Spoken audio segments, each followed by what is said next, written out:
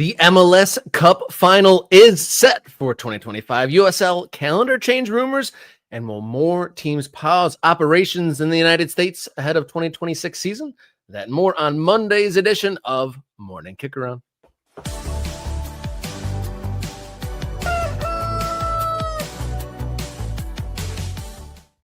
Hello and good morning. You've found your way to Morning Kickaround, where we cover the world's game being played right here in the United States, dotting the map of the American soccer landscape. My name's Robert Kerr, local soccer guy to my side. Fresh off of the Thanksgiving holiday weekend, it is Jason Davis.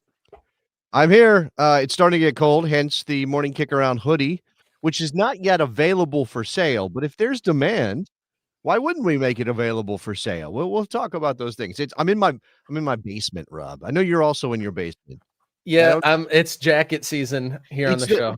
It's the traditional place where soccer nerds hang out, in their basements. I think is what we're fitting into here is the stereotype. So I'm happy to be here. I'm a little chilly. I'm wearing the hoodie. I know we've got a big show. Basements and supportive spouses, the key behind every soccer guy here in the United States. But we have got a great show. As always, American soccer, full of topics to discuss.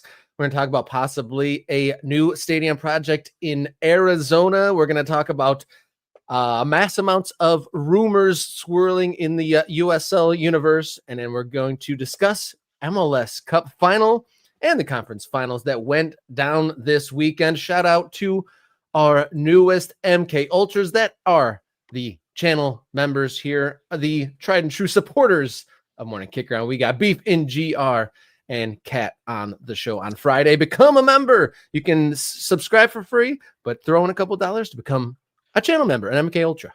Let's say hello to those who have posted already. So we've got our man Chris. Morning to the MK crew. Coffee and soccer. Perfect together. Coffee and soccer. And PSU to DCU. Good morning. Manchester City Hottie. I'm guessing that meant to be hoodie. But either way, great to see you. And Tulsa Mario, our man down there in Oklahoma. And also, my goodness, look at this. Stepping up. Hey. Look at 5 gift memberships just handed down by Raya Smelts 7951. Who is an ultra just like everybody posting this morning. Thank you very much. That's incredible. That's awesome. Our guy in Fort Wayne, super ultra mega member here. If you are sitting in the chat right now and you're not an MK Ultra because of those gifts, grab one and become an ultra, and then we'll post the Discord and you'll get involved in the community and all those things. When the hoodies do go on sale or are made available, you'll get first crack. Promise. Indeed, you will. We got a great show, like I said, jam-packed full of stuff. Before we get into the thick of today's content, follow us on social media at MKickaround. We've kind of slowed down the pace of growth there. I don't think I've said it as much, but across all the platforms, X, Instagram, Blue Sky, and even TikTok at MKickaround. Give us a follow. Help us grow on those fronts. While we are primarily based here on YouTube, those things are a big deal. And then morningkickaround@gmail.com is the way to contact us if you want to throw us a message. Always welcome. Lots of great stuff has been sent our way from the soccer universe. All right, you ready to go? Yeah, let's do it. All right, let's kick Monday's long balls here on Morning Kickaround.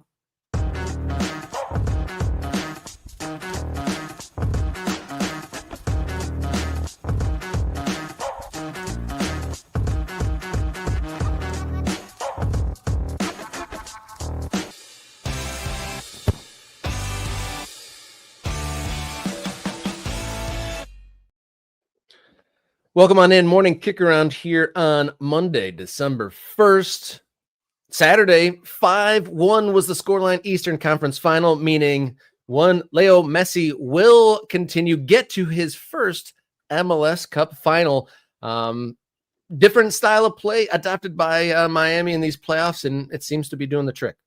I mean, yeah, just taking advantage when those opportunities came. I do think, so it was Allende with the hat trick for Inter Miami. He was the star of the show, obviously played through a couple times, wonderful passing. Jordi Alba involved, obviously Lionel Messi. Of course, he's going to show up, not on the score sheet as a goal scorer himself, but did pick up one of those assists to Allende. after Allende opened things up in the 14th minute, scores again in the 23rd. Basically, NYCFC is chasing the game at a level that makes it really difficult to imagine they're not going to give up another one if they're not extremely good in 1v1 and counter attack defending, right? Those transition moments really damaged NYCFC's chances. And again, Inter Miami took full advantage. I don't think Matt Freese covered himself in glory.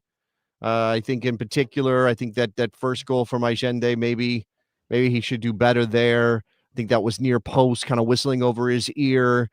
I don't know. Look, Inter Miami's a better team, and NYCFC was the lowest seed remaining in the tournament. They weren't really supposed to be here. They had lost their best goal scorer to injury earlier in the playoffs. So, is this is what we expected, right? And this is the march that did not happen last year. And Inter Miami won the Supporter Shield. They set a points record. They look dominant. They get up into the first round of the playoffs in that best of 3 against Atlanta. Not messing around this time. And they now will host MLS Cup in Fort Lauderdale by virtue of winning this game.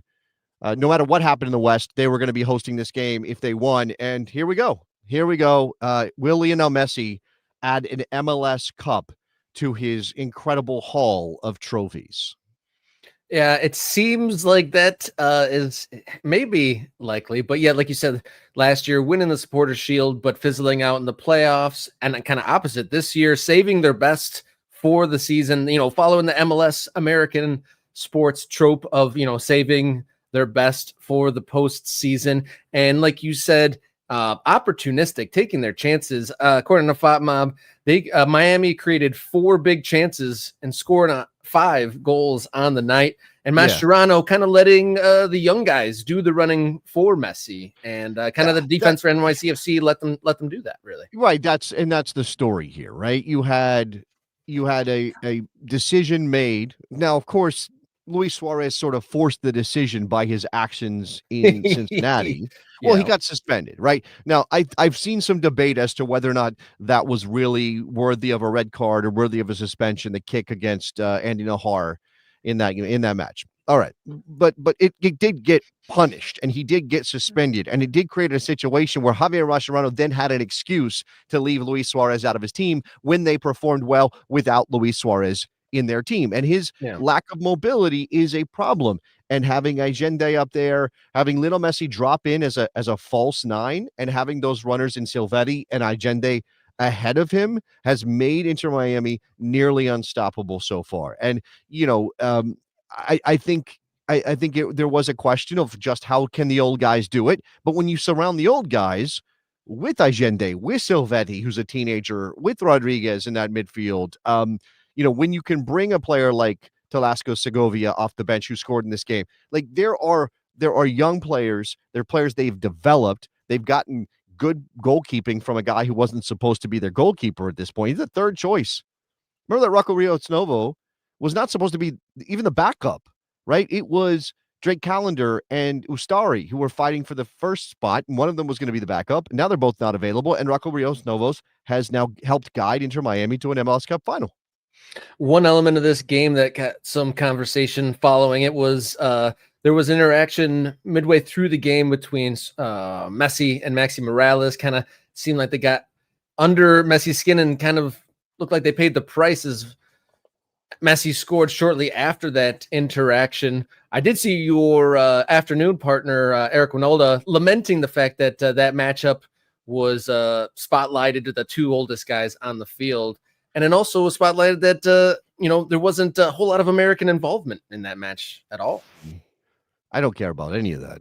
I don't think anybody should be worried about any of that, right? American soccer is in this place where we want to send our best players overseas to play in higher prestige leagues. And yeah, it'd be nice if we had, American stars in our top division. And we do in the MLS Cup final. Sebastian Berhalter and Brian White will line up for the other side. Yes, it's a Canadian team. It's still an MLS team. There will be a significant American presence on the other side in this MLS Cup final. I listened to Eric when we were doing the radio show talk about, these old guys. I mean, I think he said this in a break to me. Like, don't you think it looks bad that Lionel Messi is dominating MLS, that Maxi Morales is still getting it done for NYCFC at 38 years old? And I said, no. No, not at all. Luka Modric starts for AC Milan at this point. Even after all the miles on his tires, their manager is still Allegri is still like, that's the guy I got to go to when I need somebody in the midfield who understands the game. And look, Maxi Morales does not have the resume of a Luka Modric or a Lionel Messi, obviously, but he's still a very good soccer player. I think there will always be a place for old guys. And I don't like getting in my feelings about, well, this makes MLS look bad. MLS is what it is. And MLS is worthwhile, whether you want to rate it among the best leagues in the world or not. I don't care about any of that. I'm going to be entertained by my domestic league. You don't want to be? Fine. Go do something else. Going to the chat, MK Ultras, and Miami looks unstoppable. Can't see anyone beating them, especially at home. And Mr. Hunt says, as someone who finally got to witness Messi live in Cincinnati, he's a puppet master. Legit, everything is run by him. And good to have you. Mr. Hunt is online during the live show. Got a sick kid during the school year. Hope your kid feels better, but thanks for joining us for the live show. Moving to the West, Vancouver got it done against San Diego 3-1. They jumped on them early and then rode it the rest of the way. 3-1 Vancouver into the MLS Cup final, making that trip to Miami next week. Yeah, this is interesting because in this game, you had two teams who like to use the ball. I think we saw in that narrow victory for San Diego in the conference semifinal against, a Minnesota team that packs it in, right? They're going to park the bus. They're going to defend. That being effective with the ball is tougher in the playoffs. And that was certainly the case here. And, you had 1v1 individual performances that made a difference in this game for Vancouver. Ali Ahmed was on a mission in this game and was excellent. Had the assist to Brian White. I believe that was the chested goal. I think Ali Ahmed set up. I mean, he was very good. Again, Brian White just making those late runs, popping up in the right places. I love somebody who wants to downgrade a goal scorer, to denigrate a goal scorer. It's like, oh, all he does is tap ins. He's a tap in merchant. Are you kidding me?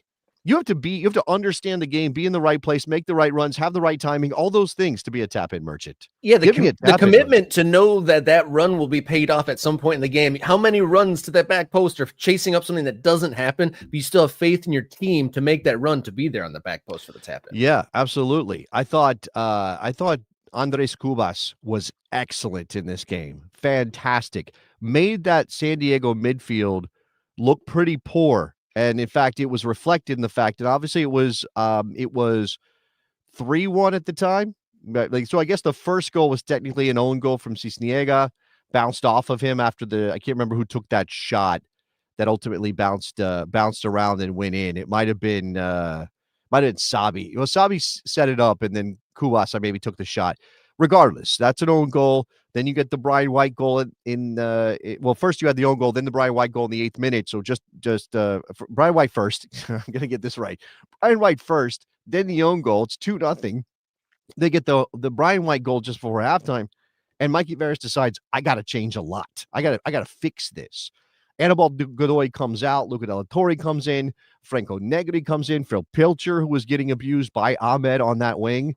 So clearly, Mikey Veras, for all the great things he's done, for all the stuff he's achieved in year one for an MLS franchise, being a first place team in a conference, having a shot at a supporter shield, getting home games throughout the playoffs up to this point. I mean, that's incredible. And remember, he had no senior level experience either. It's not like this is a first year team with a well experienced manager or somebody who had a lot of MLS history behind him. There was none of that. Mikey Veras was figuring it out as he went along, and he did an incredible job. But in this game, he was outcoached. In this game, he was outmanaged, and in this game, his team was outplayed. And Vancouver's a deserving Western Conference champion. Yeah, interesting. That both the East and the Western Conference finals were both kind of dealt with and kind of in the books pretty early on. I was at a party on Saturday, and when we turned on both of these games at separate occasions, they were already 2 or 3 goal deficits by the time we got them on the television. Yeah. at the Well, party. So look, I thought there was a chance watching the Western Conference Final. I did think there was a chance that we were going to see something of a San Diego comeback. Now, White's goal just before halftime really was the dagger, and I saw some people on social media, oh, that should do it, and I was like, I don't know. I mean, I know San Diego wasn't overly dangerous. They did have a couple of chances. The Chukwuzano goal was not lucky, but it was fortunate. I mean, maybe those are slightly different, fortunate and lucky. He takes a shot, he makes something happen, it deflects, it goes in.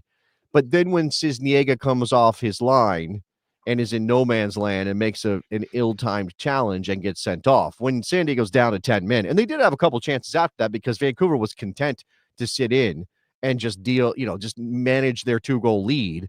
In fact, Thomas Mueller comes off an hour into that game, so he shall be well rested for MLS Cup Final on Saturday. At that point, it was very unlikely, and I felt bad for the San Diego faithful because they showed up. There was 30,000 people in that building or whatever it was, and they had seen this ride all year long. But again, they got beaten by a better team. The MLS season is so long that you forget that all these coaches in these conference finals were new. Like their appointments were a very long time ago, but they were first-year coaches. And San Diego, this is literally their first season of existing. I think Vera said afterwards, like, obviously this is a bitter pill. We don't want to lose the last game of the season, but we were introducing ourselves as an entity this time last year. So to get within 2 goals of the MLS Cup final is a tremendous achievement. And I mean, I didn't think that anyone would really have an equal debut as how hot Atlanta United came out, like 7 years ago or so. But San Diego, matched them or went a step farther. Yeah, I think they went a step farther. I don't think Atlanta made the conference final in 2017, which was their first season. Obviously, they won it all in 2018. I'm trying to remember. They lost to Columbus. Atlanta United did that first year. If I'm remembering my history correctly, I believe Zach Steffen was huge in that matchup. Atlanta was the higher seed, but got knocked out. I mean, that's the thing. Like, this is a slight upset in the sense that San Diego was the first place team in the West, and Vancouver was not. But Vancouver was second in the West, and they were right there down to the wire, and they were good all year long. And I think what is interesting is that MLS often has this reputation, and deservedly so in some cases. I mean, I think Columbus won as a 4 seed a couple years ago, right? We've seen this story. I mean, New York made the final as a team that was like bottom end of the playoff standings, right? I think MLS has a reputation of being a league where chaos reigns in the playoffs, or it's just about getting hot, and it's not always about the best team. And I know, again, Inter Miami didn't win the East. They weren't the top seed. They didn't. Philadelphia won the Supporters' Shield. Cincinnati was higher in the table. But if you think about it, it's pretty easy to make a case that Inter Miami is the best team in the league. It has been the best team in the league. Just took some dips here and there that kept them from winning silverware during the regular season like they did last year. And Vancouver, again, consistently good all year long. So you have 2 teams. They may not be the number 1 seeds in each of their conferences, but I think what you've got is 2 very good soccer teams and a reflection of 2 soccer teams, 2 good teams figuring it out in the playoffs, as opposed to like riding a hot hand in goal or getting lucky or getting a penalty. I mean, they were comprehensive in their wins in this round. And I think, again, you look at their track record, you look at their resumes to this point, and you're talking about, if not the 2 best teams in the league, pretty damn close. So the MLS Cup final is set. It will be Inter Miami versus Vancouver on the afternoon of December 6th in the afternoon at 2:30 Eastern time. The headlines will obviously be Thomas Mueller versus Leo Messi. Both of them a part of a team that were obviously great. Arguably Miami the best in the East, Vancouver arguably the best in the West, meeting each other in the final. 2 big names, but will it be ultimately down to the superstars? I think Messi's going to show up. I think Mueller will show up too. I mean, they both will have influence on the game. At the very least, what I do think is more likely on the Vancouver side is that Mueller becomes something of they use him as a decoy. They use him yeah. as a player to like he's the Ramsdottir. He's the space interpreter, and that's obviously his strength, and he's going to still want to do that. But there may be a way for Jesper Sorensen and this team to take advantage of the attention that Thomas Muller is going to get. And I saw somebody here say that the battle is going to be in the midfield. Now that's a very cliche and easy thing to say in any soccer match, the midfield. But these teams, neither one of these teams skip their midfields, right? Although we did see Emmanuel Sabi score a goal from Takaoka on direct play. So keep your eye on that. That was not this round. That was in the conference semifinal. But keep your eye out on that, because if Miami does get a little lax, if they do let those runs happen, there is a potential that could be a weapon Vancouver pulls out of their arsenal. Miami has it too, particularly with Allende, but I do think they need to, obviously the passing through midfield is what they prefer.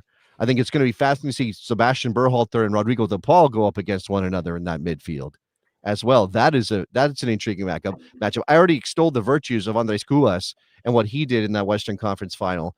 He's been very, very impressive. I mean, you have a lot of experience on both sides, right? Sergio Busquets, Rodrigo De Paul, Thomas Muller, obviously Lionel Messi. Jordi Alba's been excellent. Remember, I was going to say I don't want him to retire. He still looks like he's got a lot left in him. Jordi Alba and Sergio Busquets are going to be playing their final professional soccer match if things stay the way that they're planned right now, and that's something. So I would expect Jordi Alba to show up and ball out. I don't know what we're going to get. This could be negating each other for a while, but I think there's goals in it. I really do think there's goals in it. A significant number. We might end up getting a 3-2, 4-3 kind of MLS Cup final at the end of the day. That would be probably MLS lords would love that. And I think you could be onto something. I saw a stat, granted the season's longer than it ever has been, and the postseason has an extra game in it. But Inter Miami, I think, broke a record for the most goals in a calendar year or a regular season, postseason combined. So obviously they're more than capable of scoring goals. Vancouver, no slouch in that department. It seems either hot or cold. They've played some wild ones, but they're also capable of packing it in tight themselves. So that would certainly make for a compelling final if we saw some goals, especially if Vancouver gets on the board first. I think that could really make it exciting, make Inter Miami really kind of come out and play even more than they would already. Yeah, that's ideal for Vancouver. In that case, I don't know how Vancouver changes their approach defensively. But Riverside Grove says Vancouver won't get enough touches on the ball to score goals. LAFC could have hurt Miami in the counter, but Vancouver isn't built like that. I think Vancouver is going to have some of the ball. I don't think this is going to be Inter Miami dominating possession. And I do think that they are capable of turning the ball over and creating some transition moments higher up the field that could be advantageous. Again, that sort of ball security element. You don't want to be giving the ball away 25 yards from goal, 30 yards from goal if you are Inter Miami, because Vancouver can hurt you that way. So there's a couple of things here, and I would expect Sorensen to have a plan of some type. That I don't know if you can negate Lionel Messi, and I think it's probably a fool's errand to overthink Messi as the key player, because as we saw, other guys can hurt you, and really all you really need is Lionel Messi turning on the ball, getting his head up, finding Allende, finding Silvetti. These are weapons now Inter Miami has. We saw in the Cincinnati game Lionel Messi working defensively 25 yards from goal and turning the ball over and starting transition. So there's a motivation here. I think Inter Miami is going to win the game, Rob, and we'll talk about it closer to kickoff, but I think it could be fun. Yeah, fun should be had in this, and that is Saturday, December 6th at 2:30 in the afternoon there. So an exciting Saturday ahead. MK Ultras, Ryan, he dedicated or donated 5 gifted morning Kickaround memberships. All claimed. Okay, I can't see that on my end. So thank you so much, Ryan, for purchasing and getting people into the membership club. Yeah, we can shout out QSMJAH, TSU Kone 620, Michael Redden 5735, and Philip Bushina 676. Oh, and also Alex Falla 13 got one as well. So thanks to Ryan for hooking it up. Going back into the MK Ultra comments, back to the subject, Muller, 7 wins to Messi's 3 in the 10 times that they've matched each other. I didn't realize, obviously there's some famous matchups in the finals and whatnot. I didn't know that they had crossed paths so often, but 7-3, pretty decisive there. No, that is, we're talking about club soccer. We're talking about both club and country. I don't know how many Argentina-Germany games we got, but I'm just curious if there's any, like, if there's international history, if we're just talking about club game. Like, double check those stats. Yeah. Let's get some double verification. Let's get some sourcing on that. But thank you, Ryan, for donating those MK Ultra memberships. That's awesome. Great to have more green names on the screen. And then you can access the Discord channel with that membership, priority commenting on screen during these shows, and then you get bonus content and even early access to some of the videos as well. Let me throw out one more question on the MLS Cup final, because I think we have a couple of minutes here. So, Rob, you tell me. You tell me who you give the advantage to in these areas. So let's start with goalkeeper. You have Takaoka and Rocco Rios Novo. Who would you give the advantage to? I like Takaoka. I think Takaoka is better. Defensively, the back line for these teams, who do you give the advantage to? Now, and remember that you did have a suspended Tristan Blackman for the San Diego game, but he will be available for the MLS Cup final. So the only thing that makes me pause for a second was because they've looked improved in this postseason, Miami. Through the season, I wouldn't have called them a very reliable defensive force. Their postseason form makes me kind of hedge it a little bit, but my initial gut instinct, I'm going to roll with it, that I prefer Vancouver's defense, to be honest. I think if you look at the table, you look at the number of goals conceded. Inter Miami conceding 55 goals in the season, Vancouver conceding 38. Now, this does not count the playoffs, but that's just a basic number to kind of give you a sense. Vancouver's had a better defense throughout the season. The question is whether or not Inter Miami has improved enough that you would rate them over Vancouver. And I would not. Nothing against, Falcone and Noah Allen back there, but I think, and Jordi Alba, not really playing much, defending a little bit, but not really. That's just not really his role. I mean, you're going to get Rodrigo de Paul doing a lot of that work and things like that. So, so I would still have Vancouver. So Vancouver's up 2-0. Midfield, Kubas and Berhalter for Vancouver, I would imagine likely to start. You have some options a little bit higher up the field, including Ryan Gauld. We'll get to him. And then, for Inter Miami, Busquets in the game against New York City, Baltazar Rodriguez, the Argentine 22-year-old played, and Rodrigo de Paul. Midfield. Rob, what you got? Who do I go? This is a toughie because you have legend of the game sitting there in the midfield, and I'd feel some regret picking against them, and especially since his last game, I think I'd go midfield Miami just for Busquets' final game factor. All right, I think I might take the mobility, the energy, there's several things I think that there is an advantage in terms of, and we're talking about the platform in midfield. We're not talking about the advanced midfielders, the guys like Thomas Muller, right? So now you move up the field. You've got Lionel Messi, you've got Tadeo Allende, you've got Silvetti, the 19-year-old Argentine who scored for Inter Miami. You can bring on players like Segovia. Obviously, Luis Suarez is over there as well on the bench. And then for Vancouver, it's Thomas Muller, it's Ali Ahmed, it's Emmanuel Sabi, Brian White, who comes back after injury and scores those 2 goals against San Diego in the final. Off the bench, you can bring in Ryan Gauld. They brought in Kenji Cabrera off the bench in that game as well. Jaden Nelson is over there. He played a tiny bit against San Diego. Which one you got? That's really tough. The depth of Vancouver is not to be minced with there. It's really hard to go against that, to be honest. I'm going to go Vancouver again. Oh, I think that's wrong. I think Lionel Messi trumps all of that by a significant margin. No offense to Thomas Muller, who's been an incredible player. I appreciate you, Rob. I think you're trying, but I like I said, goalkeeper, defenders, deep lying midfield, defensive midfield. Vancouver. For me, attack, Inter Miami. Game, Inter Miami.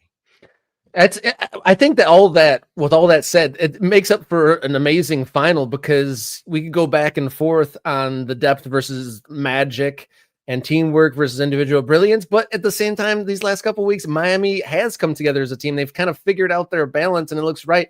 And so I'll go back to my point from earlier that the first goal, I think, is absolutely key.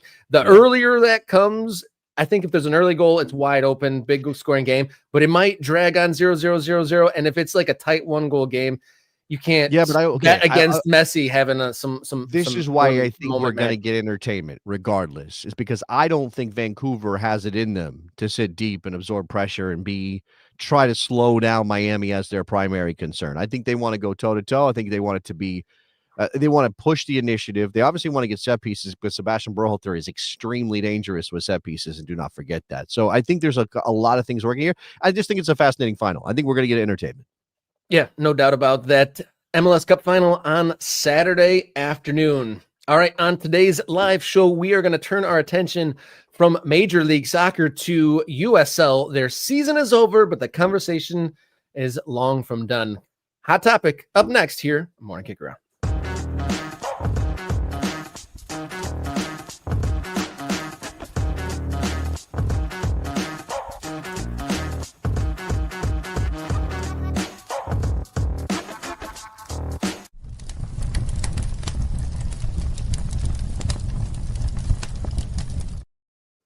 The USL season is over for all leagues on the men's side, and then but the conversation and the rumors continue. We're hearing some things about possibly USL following suit with their USL Super League, and then Major League Soccer's recent announcement that they plan to change it. And there's also some speculation of some teams following NCFC's maybe not necessarily the avenue of it, but there might be some teams not playing, which are expected at this point. I mean, I think we're going to get some semantics about what is a hiatus and what is a delay, and there's a difference here. But let's start with that calendar change rumor, right? And again, let's be clear. Morning Kickaround is not reporting anything at the moment. We are simply saying that there is a rumor, and a fairly strong one out there, that USL will follow MLS's lead, or you could say, as you said in the lead in here, you could say that USL Super League set the table for USL to go in that direction. I mean, I do think it's interesting that they chose to launch their first division women's soccer league, which you could argue is the canary in the coal mine, right? That's the test case for what they want to do on the men's side, that they did that on the traditional European style calendar. Right? What were the reasons for that, Rob? I mean, you think about the availability of stadiums, you think about the players, you think about the movement, and in the women's game, because the transfer market's not nearly established, and sort of those avenues are not as well defined, that USL can say, well, we're going to switch over, and that puts us in better connection with what's happening in Europe, and maybe we're going to benefit from a relationship and windows with the women's Super League in England, or the French league, or whatever, right? Like, you could argue that those are pretty obvious reasons to do it from the women's side. In the men's game, it's a bigger lift. Obviously, MLS has decided they're going to take that step.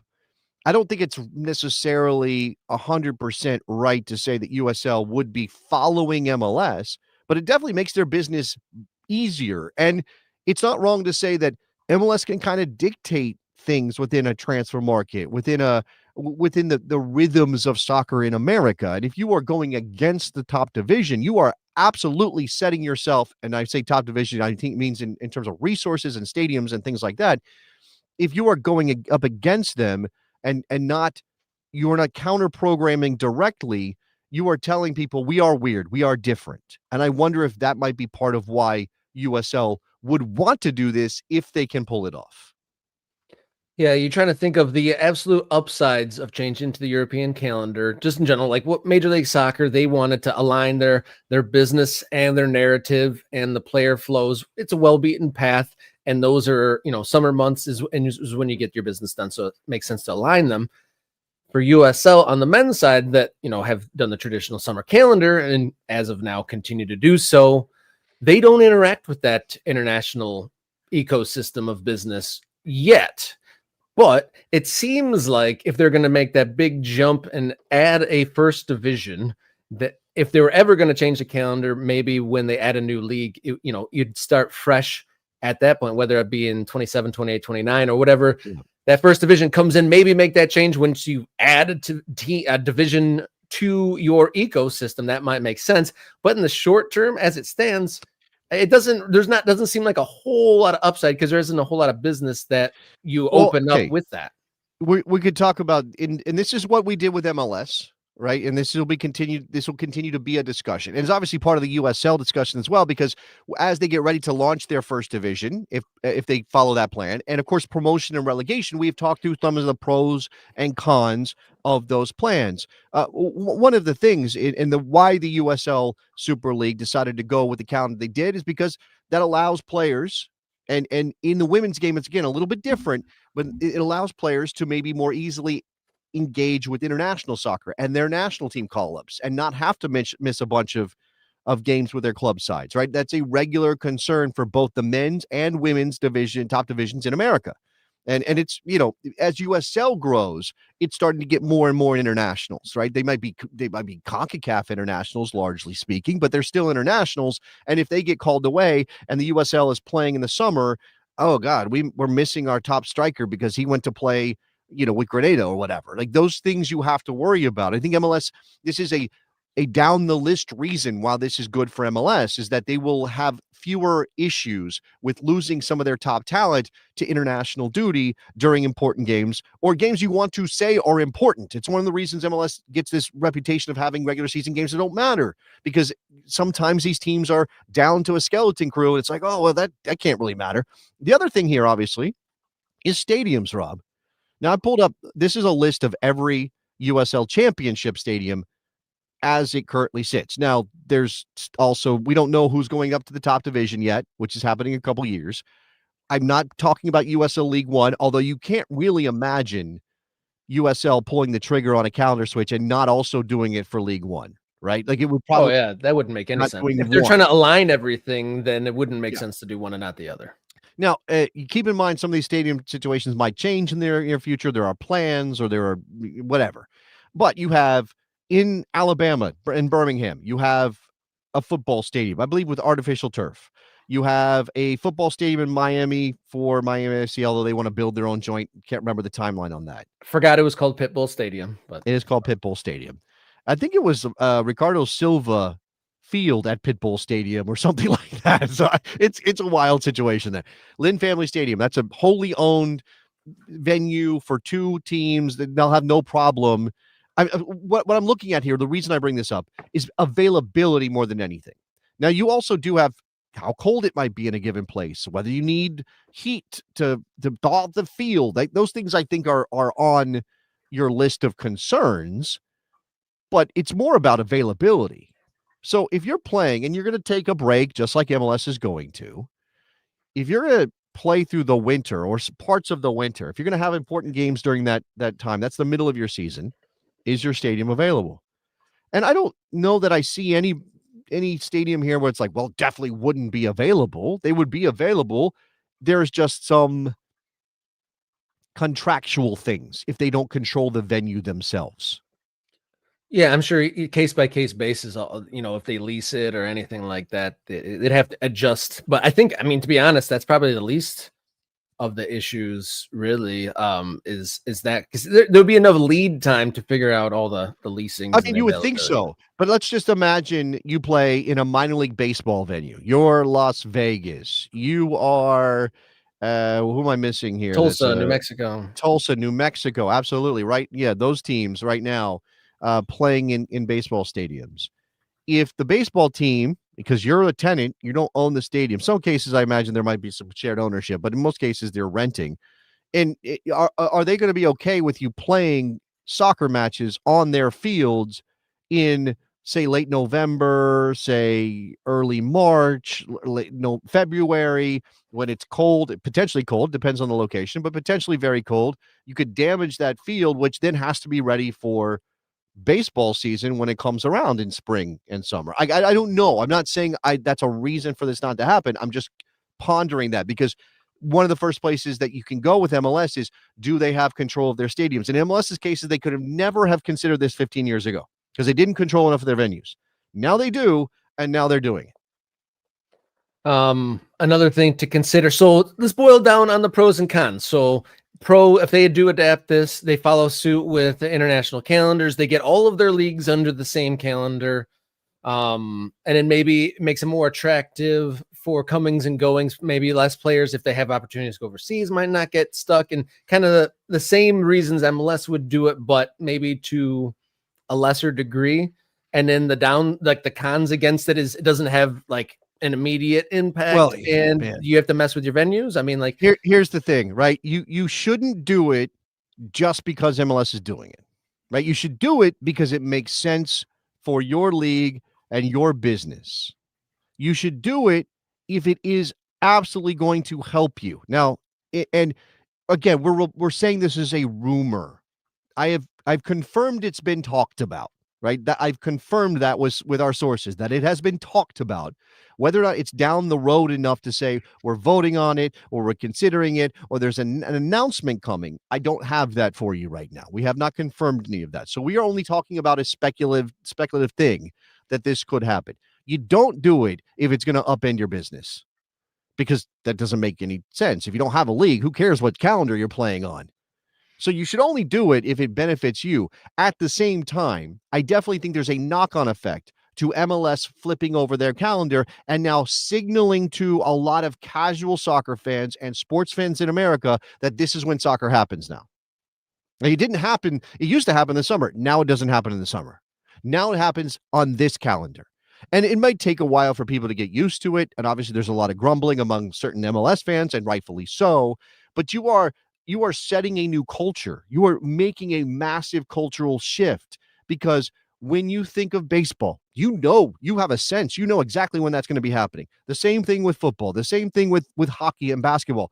And so MLS is saying, we're not beholden to the calendar we've always played, right? Like American soccer has played this calendar for not just MLS's existence, but all the way back, right? The NESL days, the 60s, like this has been the rhythm of professional soccer, such as it's existed in America from the very beginning. So you are now changing that. You are saying that is not sacrosanct. No one's ever going to, like, we've had spring football and it always fails, or it always kind of collapses, or always is rinky dink. The NFL's never going to switch their calendar. They're never going to go like, hey, you know what we should do? We should play spring and into the summer. That would be better for. They're never going to do that. Those Green Bay people, they've suffered enough. They've never going to do that. It doesn't make any sense for their business. So again, MLS is saying we're not so entrenched that we can't think that this is better for us. What is USL's opinion on that? That is fascinating. Yeah, we'll see what happens there down the road, but we'll turn the page here. And another chunk of the USL rumor mill is teams being delayed. There are a number of teams supposed to come online in 2026. We've had a couple of winks and eyebrow raises that indicate that maybe not all the teams are coming online. And now we've got it from a couple places that is in fact going to be something that comes to pass. So I need to know, and shout out to the Ultras first, but everybody else who's watching this, whether you're watching it live, hit us up in the comments, or you're watching it after the fact, hit us up in the comments. Will you think poorly of USL if they are making all these big plans, right? They're in the war room and they got one of those big tables with like a map of the world and they're moving little pieces around. Are you going to think poorly of them if they make these big plans? We're starting a first division soccer league.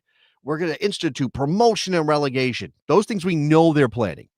We're launching all these new teams. Are you going to think poorly of them if they have these big plans and then sometimes, again, because USL operates in a different way than Major League Soccer does, are you going to think poorly of them if some of those teams that have been planned and celebrated and photos have gone out and press releases have gone out and all kinds of fancy things have been said? Are you going to blame them, think poorly of them if some of that doesn't happen? Or on the timeline that they imagine it? Or, and again, you alluded to this, some teams say, wait a second, this isn't working out for us. Some of these owners go, I'm clocking these checks. It's a lot of red ink. Can't do it anymore. How bad is that for USL amidst all the rest of what's going on? Yeah, it'd be interesting to think. I'm sure each case is individual. All the different teams that we're hearing about seems like kind of maybe different reasons for their delay. And I got to say, at least kudos for them having their arms around their business enough to know that it's not gonna work Is and it not just better? blindly bulldoze through it. I mean, maybe they didn't even put those timelines on it. Maybe that was an external timeline. Well, is it better to never announce something or wait until it is 100% you know exactly what's going to happen, or announce it and then have to later on go, well, actually, we maybe got to go out of our skis a bit and we're going to have to pull back? Is it better to launch a team, have it go off, have it play games, have it be a thing, and then a year, 2, 3 later have to go, wait a second, that owner doesn't want to spend any more money. We've got a problem with the stadium lease, whatever it might be. Season tickets aren't being sold at the rate we need them to be sold. And so the team shuts down or loses its place in the league. Think about one we can talk about that has already happened is Northern Colorado hailstorm. If there's another Northern Colorado hailstorm in the very near future, how bad is that for USL? Or is this the price of doing business? Is this just the cost of this? I think Riverside Grove has been consistent with comments. I won't blame the league. I put the blame on the clubs. It's one reason USL is better because it's not as league centric. It's more club centric. Right. So this is, again, what I'm talking about with the difference in the way that MLS operates versus the way USL. MLS is never going to hand an expansion franchise to anybody and make an announcement and have a big ceremony without knowing for sure there are hundreds of millions of dollars behind that plan and it is going to happen. I don't think MLS would ever do anything and then say, well, we're actually delaying this. They would set a timeline that is realistic and reasonable, knowing that there's money coming in, having signed all those contracts, and then launch that team. And then that team is a part of the league, period. Now, obviously, you would have history of MLS shutting down clubs, but it's not the same as USL. So if USL, just in terms of the collateral damage of growing as fast as they are, or trying as hard as they are to grow as fast as they are, do we accept that? Is that okay? Is it sort of, again, the cost of doing business? It's fine. We will announce a club here and announce a club there and announce a club there, and if 2 of them happen and one doesn't, okay, whatever. We tried. We've got some good comments coming in that I'm going to put on screen, but if I zoom out and I think about us or the country in soccer in 5-10 years, with these big undertakings, you feel like there is going to be collateral damage along the way, which is maybe a little callous to say that, when something big comes along, there are things, there are steps forward and steps back in the process of making big plans. And maybe, like I said, us in 10 years time might remember, oh, wasn't that period of time when they were trying to get everything online? That was crazy. Teams coming and going, but they're, in a sense, trying to make something from nothing, which is difficult without that stability, that safety net of that big donor money that you're talking about in Major League Soccer. So they are trying to press the envelope. And I'll go to the comments here now. One of our strongest MK Ultras, Nate, great to see you back in the mix. But USL is pushing the envelope and dragging MLS with it. Will not think poorly if there are some hiccups. I guess it's one of those things like, is the process worth it if the end goal is realized? Well, okay, if you are thinking, as maybe Nate is, of USL as the foil to Major League Soccer, which is how a lot of people in this country think about professional soccer. They think of this as a soccer war, or as a battle for hearts and minds, or as some sort of moral struggle, right? Whatever your position is, and I'm not going to even get into what those two positions are, or the multifaceted positions that can exist depending on which league you support over which other league.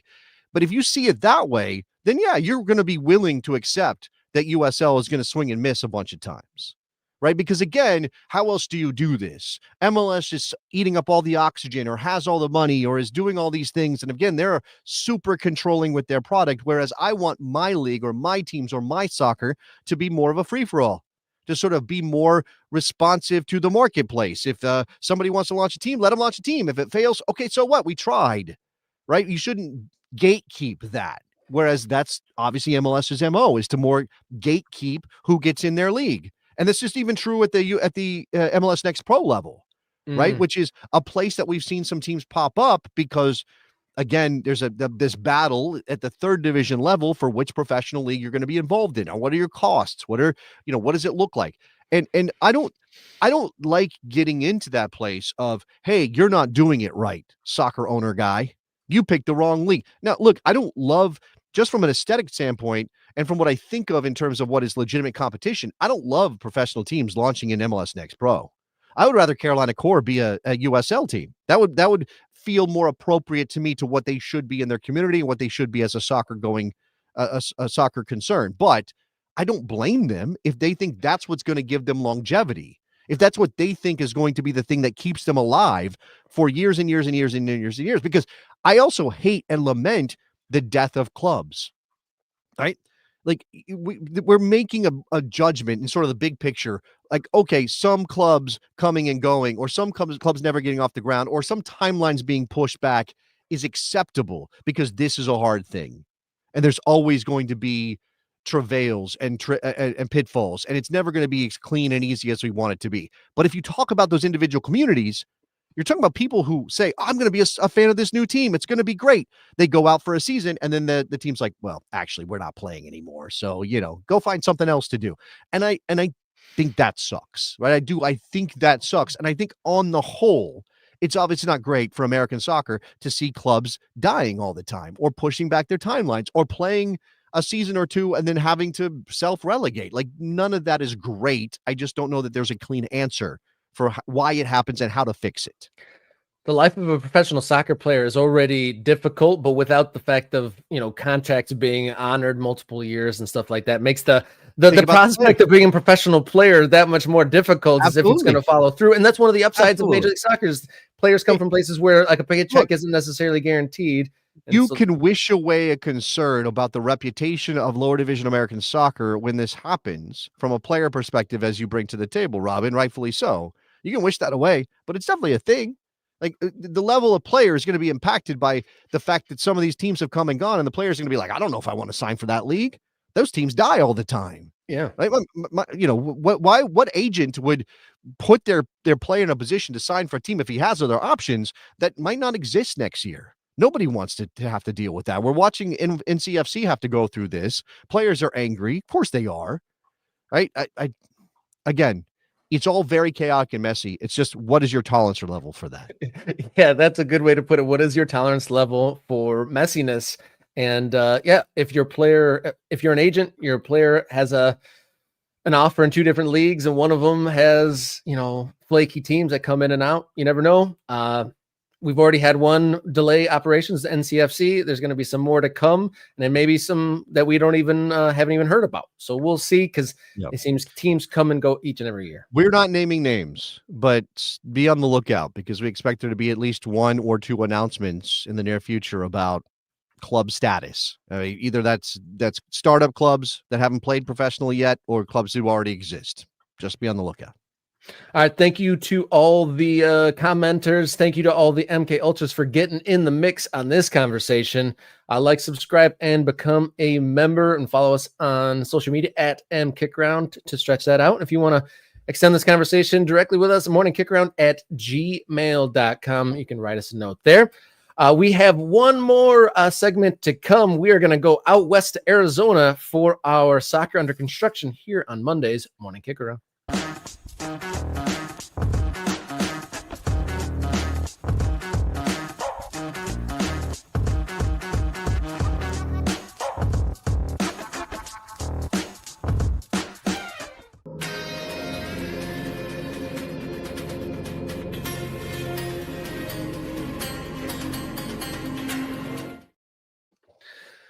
Soccer Under Construction here on Morning Kickaround. We go to the Southwest now, where the Mesa City Council voted unanimously to approve the formation of the Palo District on Wednesday last week in an attempt to bring an MLS and NWSL team to Mesa, Arizona.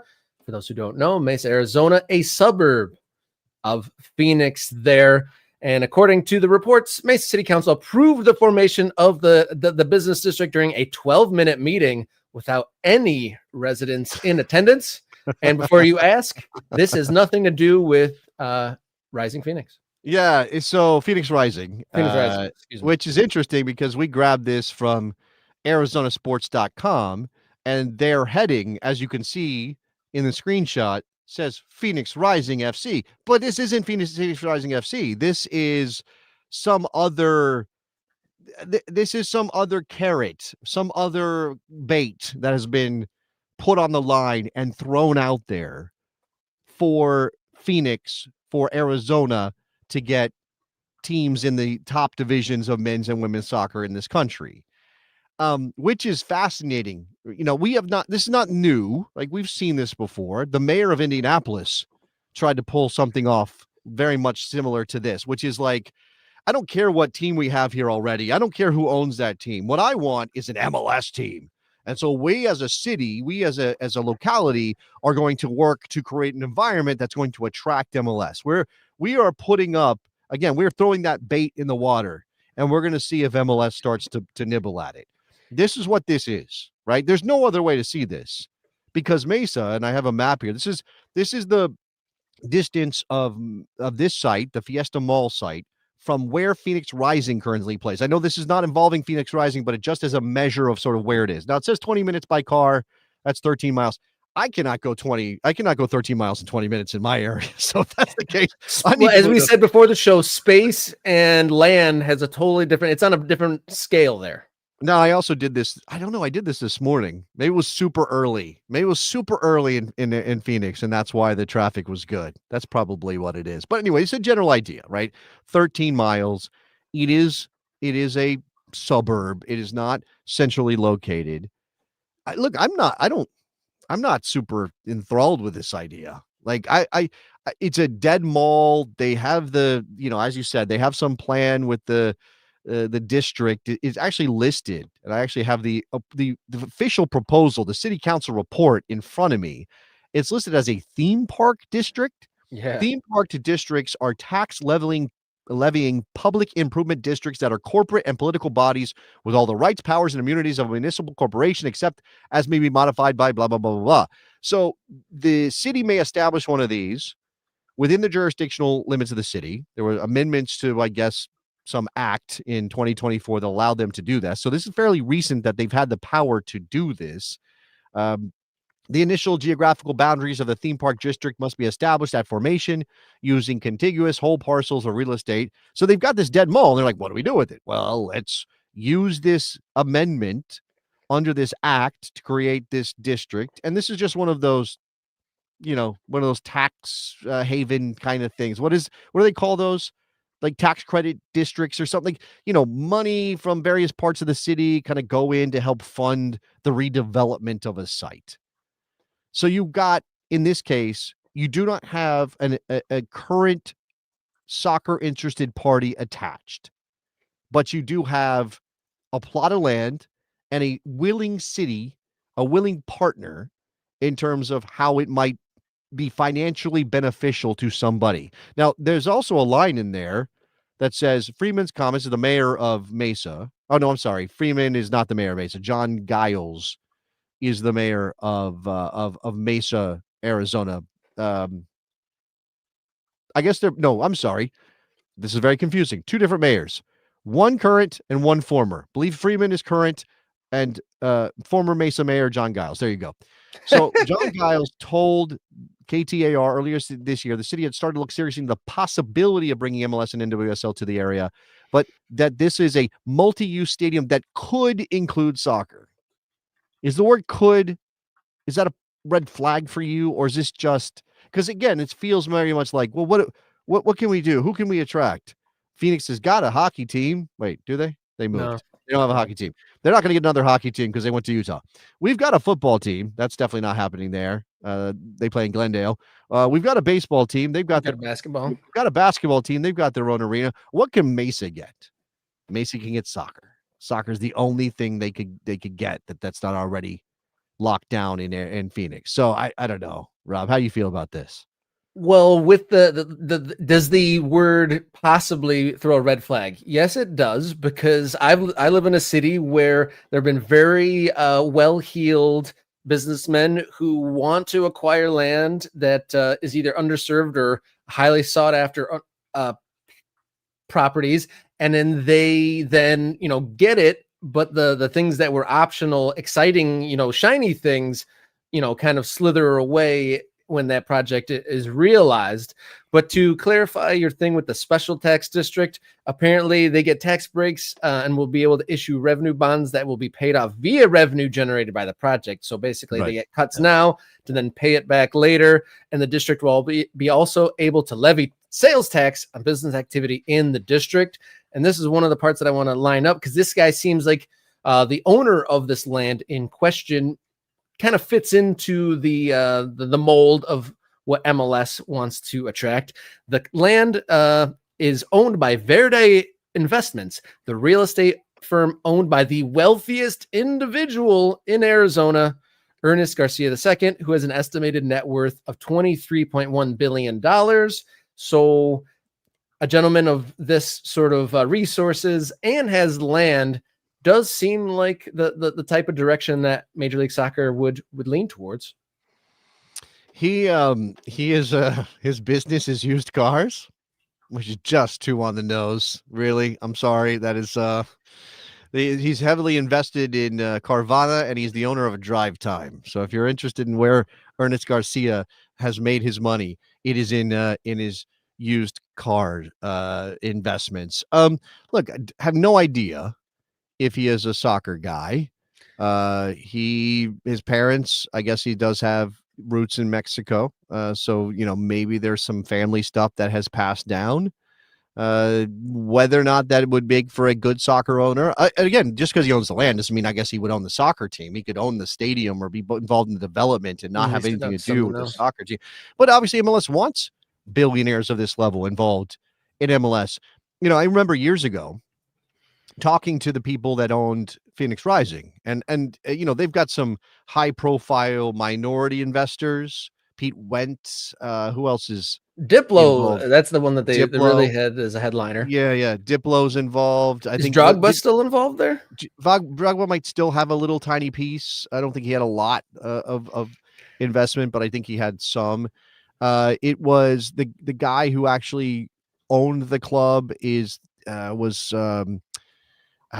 trying to remember his name, involved in some restaurant business, a restaurant you would remember if I could think. It was like doesn't matter. Forget that I brought that up. Well, go ahead. I was going to say, either way, you asked me, do I like this, before I went into the details of the owner of the land. I would say no, not just off the cuff of it, with when there's like land deals and people with the B at the beginning of their net worth, and they're like kind of doing something outside of a team that's already there that is striving for Major League Soccer. They definitely were bidding for that, and then for someone to be like, oh, here's an opportunity, and kind of slide a deal under the door. I don't like that aspect, to answer your earlier question. But you were saying that you'd previously spoken to the Phoenix Rising. They've gone through an ownership change since then. Vincier Capital now owns the club. There's some new people involved through that group from when they were originally launched. I was thinking of Berkey Bakai, who was the original main investor in Phoenix Rising. And I remember talking to people who work with that club and were around that club, who said, they were angling for MLS. Of course they were, right? That initially the idea was launched, Phoenix Rising. And remember, they've gone through like a couple of erector set stadiums around Phoenix over the years, but invest in a lower division team, show that there's a market, attract MLS.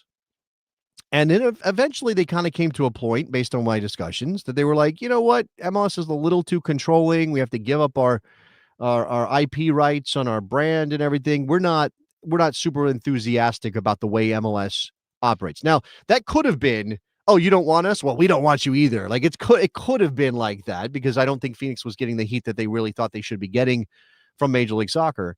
But one thing you brought up before the show is, if this works, if this idea to attract an MLS team to Mesa, Arizona works, does that mean the end of Phoenix Rising? Is that the natural next thing that happens, right? We saw it in San Diego. We saw it in St. Louis. Would that mean the end of an established soccer club in American soccer? Because it's one thing for a club to take a big swing and fall flat on their face and have to fold, although sometimes it's about bad ownership. It's one thing for USL to say, yeah, go start a club. We're not going to gatekeep. We're not going to prevent you from doing that. And if you fail, so what? We'll start again. It's different when a club's like, you know what? We can't compete in our market now because the big bad Walmart of soccer has come to town and is now dragging away all of our fans or dragging away all the soccer interest. And I think it's really hard for a lot of these clubs to think, you know, we're always going to be a team that draws 6,000 or 7,000 at most. Like, that's just who we are now. Even if we were always that before in a big city like Phoenix, we're definitely that now because we have to compete for an MLS team in a market. I don't know that lots of people love that idea. So what they do instead is say, well, I'll just fold up shop because this is a money losing proposition anyway. Professional soccer in general here abroad is not a money making proposition. The money is in the collective. The money is in the whole thing coming together and lifting up your franchise value and things like that. So I don't know. Put another pencil dot on the map for maybe another soccer stadium in the works for us to follow, but we'll see where this story goes and if we find anything more or if anything progresses outside of there just being a tax district that happened to reference a soccer stadium in it. Thank you to the Ultras. Some fun comments in the mix there. We got some suggestions for alternative sports in Arizona. I saw championship mud wrestling. Here's cornhole. So some creative alternatives, and then Andy coming in here with maybe some cricket as well. So yeah, some fun suggestions of what else they could do. What else could they do? Yeah, there's some new wacky sports out there. They're trying to do some things. I still want to know where that Mark Cuban futsal league is. What's going on with that, guys? And we're only like 5 or 6 years after that was announced as possibly anyway. Yeah, I saw some people, and shout out to the MK Ultras. Thank you to Ryan for donating 5 memberships today. One of the perks of your membership is access to the Morning Kickaround Discord server. In there, I saw some members talking about was that the new sport where there's 3 soccer goals and there's 3 teams all playing at the same time.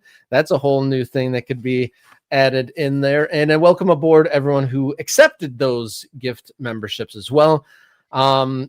Today really was, obviously first half MLS heavy, talking about the MLS Cup final. Second half talking about the landscape of American soccer and the instability or possibilities that are on the future. And then Wednesday, we'll have a guest coming on. There's an announcement coming out today or tomorrow about something happening in the lower levels. That'll be interesting. We have a guest on Wednesday to give us more detail on that.